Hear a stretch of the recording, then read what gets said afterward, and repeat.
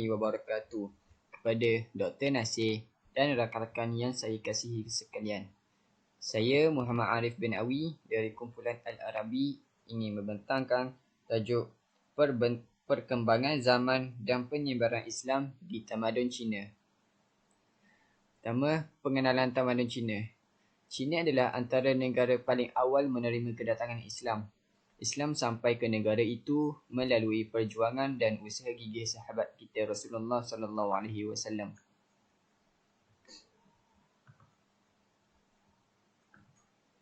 Teori kedatangan Islam ke China.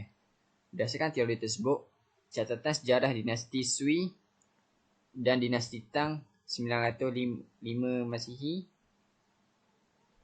bahawa telah ada kapal dagangan Cina di Teluk Parsi pada abad ke-5 Masihi dan telah ada penempatan orang Arab di sekitar pelabuhan utama di China.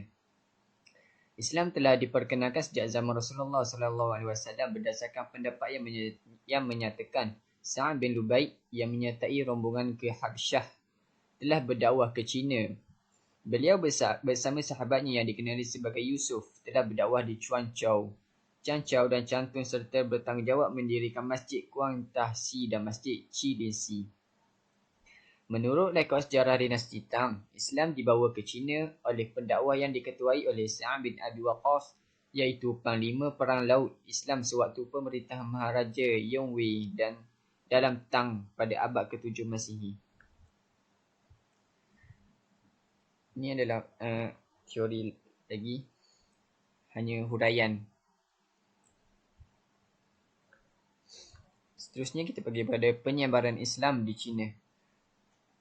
Seperti yang kita tahu, tiada tarikh umum diketahui dalam rekod sejarah penyebaran Islam. Antara tarikh yang dinyatakan ialah 613 atau 614, 630 atau 631 dan 650 Masihi. Ia dapat disimpulkan Islam sampai ketika zaman keagungan Cina, iaitu dinasti Tang. Kemudian sejarah kedatangan Islam ke China. Teori pertama, penghantaran utusan daripada Maharaja Tang kepada Nabi Muhammad SAW. Pada teori pertama, dihantar 3 pendakwa dihantar. Tetapi hanya satu pendakwa selamat sampai untuk menyebarkan Islam ke China. Pendakwa tersebut mula menyebarkan Islam di China. Kemudian teori kedua, Khalifah Uthman bin Affan menghantar Sa'ad bin Abi Waqqas pada 651 Masihi untuk menyampaikan dakwah dan kepada Maharaja Kaohsiung dan rakyatnya. Maharaja Cina menghormati ajaran Islam kerana bersamaan dengan ajaran Confucius malah mengarahkan ke sebuah masjid dibina di China. Apabila hubungan rasmi terjalin antara China dan Islam, ramai orang Arab dan Parsi datang ke negeri China untuk berdagang dan urusan keagamaan. Kemudian kita pergi kepada teori ketiga. Tentera Islam di bawah Qutaibah bin Muslim menjalankan penaklukan ke atas bandar Kashgar, ibu kota Turkistan Timur pada 714 Masihi. Maharaja Cina diseru untuk memeluk Islam. Teori keempat pula, pada 757 Masihi, Jeneral Lin Chin memberontak menentang Maharaja Su Tsung. Maharaja meminta Khalifah Abbasiyah iaitu Khalifah Al-Mansur mengirimkan 4,000 tentera Islam berbahasa Turki. Lalu mereka terus tinggal dan berkahwin dengan wanita Cina tempatan. Dan teori kelima pula ialah pendakwah melalui laut bersama-sama dengan pedagang. Penyebaran Islam di bandar-bandar seperti Shanghai dan Guangzhou. Seterusnya, faktor masyarakat Cina memeluk Islam. Inilah sebab-sebab masyarakat Cina mengapa mereka memeluk Islam. Pertama ialah ajaran agama Islam mudah difahami oleh orang ramai dan tidak diragu-ragu oleh orang ramai. Ia juga melalui perkahwinan antara orang Cina dan orang Arab. Terdapat banyak persamaan di antara Islam dan Konfusianisme, iaitu pertama keadilan, yakni al-af'adi. Yang kedua toleransi, yakni Al-Tasamuh. Yang ke-13 kasihan, iaitu Al-Islam di China.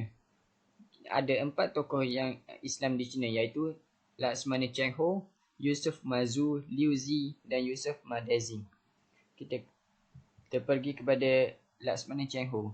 Nama yang diberi adalah Kasin Sambau. Dilahirkan pada tahun 1371 di daerah Kunyang, Yunnan. Beliau berketurunan Hui. Sumbangan beliau ialah sumbangan ekspedisi pelayaran Cheng Ho. Ekspedisi pelayaran Cheng Ho ialah mempunyai kemahiran yang tinggi dalam bidang teknologi pembinaan kapal dan pelayaran. Beliau telah memimpin 7 ekspedisi. Kemudian penyebaran dakwah oleh Cheng Ho, iaitu membawa ajaran Rasulullah SAW dengan menjalankan aktiviti penyebaran atau memperkenalkan Islam kepada penduduk setempat. Ini bertujuan untuk mengeratkan hubungan silaturahim. Beliau malah tidak pernah memaksa menghormati agama lain seperti Buddha, Konghucu dan lain-lain. Ketiga ialah pembangunan masjid di Nusantara. Ini berlaku selepas perkahwinan Parameswara dengan seorang puteri dari Pasai. Seterusnya, Liu Zi. Liu Zi dilahirkan di Nanjing. Beliau merupakan seorang sarjana Islam Cina di zaman dinasti Qing. Beliau mendapatkan tunjuk ajar bapanya, iaitu Liu Sanji. Ketokohan Liu Zi akhirnya mendapat pengiktirafan daripada dinasti Qing. Seterusnya, Yusuf Mazu. Beliau dilahirkan pada tahun 1640 di daerah Yunnan. Beliau suka bergaul dengan ulama Islam ketika mempelajari bahasa dan karya sastra Arab dan Parsi. Seorang pengajar di Akademi Maharaja. Sumbangan Liu Zi dan Yusuf Mazu ialah menghasilkan banyak tulisan dan karya yang berkaitan dengan hadis, tauhid, falsafah, sirah dan sebagainya. Mereka berdua menterjemah buku-buku bahasa Arab dan Parsi ke dalam bahasa Cina. Karyanya yang paling terkenal dan mendapat perhatian adalah Tianfang Jianli atau Etika dalam Islam.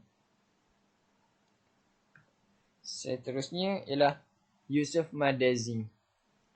Seorang Muslim Cina, kaum Hui dari Yunnan, dilahirkan sebagai pengembara sains. Dibunuh di Beijing oleh tentera dinasti Qing sewaktu berumur 80 tahun. Berkemampuan berbahasa Arab dan Persia. Dia menetap selama 8 tahun di Timur Tengah. Justru itu, beliau sempat mengambil peluang belajar di Universiti Al-Azhar Kahirah, iaitu di Mesir. Sumbangan Yusuf Madezing ialah menterjemahkan Al-Quran dan bahasa Arab ke dalam bahasa Cina. Beliau banyak menulis buku. Beliau juga menulis mengenai kalender Islam, sejarah Islam dan analisis karya penulisan Islam. Seterusnya, sumbangan Islam di China, iaitu pertama astronomi, kedua matematik, ketiga pelayaran, keempat pembinaan dan kelima perubatan. Kita pergi kepada astronomi. Astronomi ialah orang Cina mampu menyediakan katalog bintang, mencatat rekod tepat tentang gerhana komet. Sumbangan terbesar ahli astronomi Cina ialah penghasilan peralatan astronomi dan penyelenggaraan rekod astronomi yang sempurna, tepat dan berterusan. Kemudian bidang matematik. Seperti yang kita tahu, orang Cina banyak mencapai kemajuan dalam bidang matematik. Kerana ia adalah sesuatu ilham kepada orang Cina. Kemudian kita pergi kepada perubatan.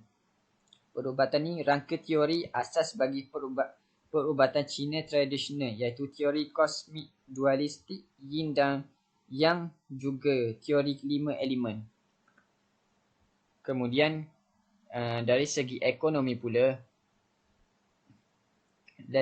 pertama pertanian.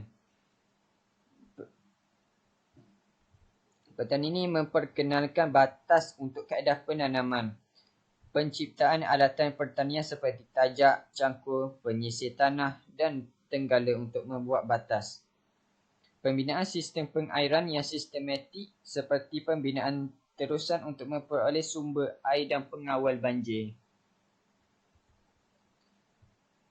Kemudian tekstil dan industri lain. Ini adalah contoh gambar dari segi pertanian. Cabaran kontemporari dan globalisasi. Pertama, negara industri. Kedua, aktiviti pertanian. Ketiga, kesusasteraan Cina. Keempat, struktur sosial. Kelima, budaya dan pendidikan. Kesimpulannya, kedatangan Islam ke China membuktikan agama suci ini bersifat sejagat. Perdagangan dan politik merupakan faktor utama kemasukan Islam di China. Masyarakat Islam Cina berjaya membuktikan sumbangan Islam kepada kemajuan peradaban Cina. Sekian, wabillahi taufiq wal hidayah. Wassalamualaikum warahmatullahi wabarakatuh.